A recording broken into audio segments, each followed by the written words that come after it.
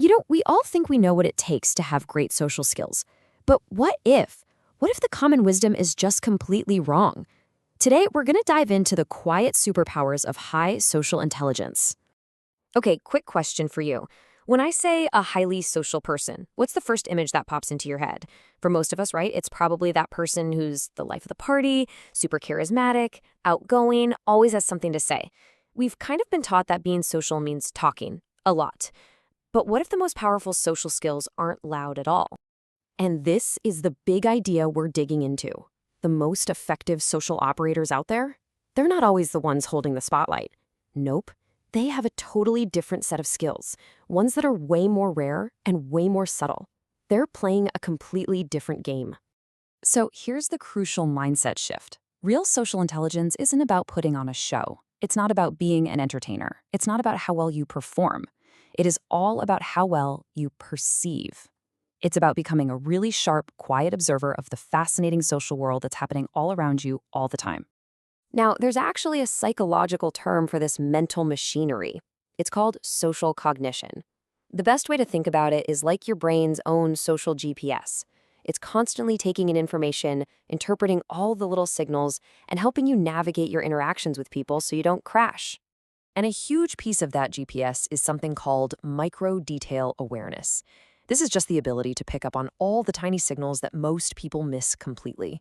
That little flicker of an eye, a tiny shift in someone's tone of voice, that unspoken body language, or even just the vibe of a room. This isn't about being a mind reader. It's just about paying really, really close attention. Okay, so that's the theory, but what does this actually look like in the real world?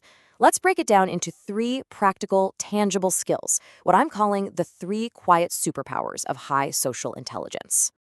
So our first superpower, well, it's a real balancing act. It's not just about being honest, it's about kind honesty. Look, anyone can blurt out a fact, but delivering a truth in a way that actually helps someone instead of just hurting them, now that's a genuine skill. And you can really see the difference here. Brutal honesty, that's the easy way out. It's just truth with zero empathy. But kind honesty, that requires that micro-detail awareness we were just talking about. It's about reading the person, reading the situation, and knowing how and when to say something difficult. That's how you turn a potentially damaging moment into one that actually builds trust. All right, this next one is going to feel a little strange, maybe even uncomfortable. Superpower number 2 is learning to accept silence. For so many of us, a pause in the conversation feels like a failure, right? It's like this awkward emergency that we have to fix immediately. But socially intelligent people, they see it totally differently. See, silence isn't a void, it's a space. It can be a moment for someone to really think about what they want to say next. It can be a sign of deep comfort between 2 people. Sometimes it's the most supportive thing you can offer. Rushing to fill that silence can actually destroy the connection that was building in that quiet moment. It takes some serious confidence to just let it be. And that brings us to our third and probably most advanced superpower, contextual identity shifting. Now, I know what you're thinking. That sounds kind of fake, right? Like you're not being your true self. But it's actually the exact opposite. It's about being more authentically you in more situations. This is the art of being a social chameleon, but in a good way. It isn't about changing who you are or what you believe in. It's about skillfully adjusting your communication style to connect with different kinds of people. I mean, think about it. You don't talk to your boss the same way you talk to your best friend or the same way you talk to your grandma, do you?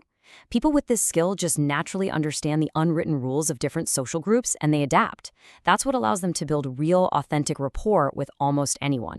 So, if you only take one single thing away from this whole explainer, please let it be this. The biggest, most powerful shift you can make is to stop thinking of yourself as a performer who needs to be interesting and entertaining, and start seeing yourself as an observer who is just genuinely curious about other people. Just focus less on what you're going to say next and way more on what the other person is really trying to communicate. And that brings me to one last thought for you. This isn't just some abstract theory. It's something you can actually practice. So I'll leave you with a challenge. Who in your life, just pick one person, will you try to listen to more closely this week? And I don't just mean hearing their words. I mean really observing their world. Try it. It can make all the difference. Thanks for watching.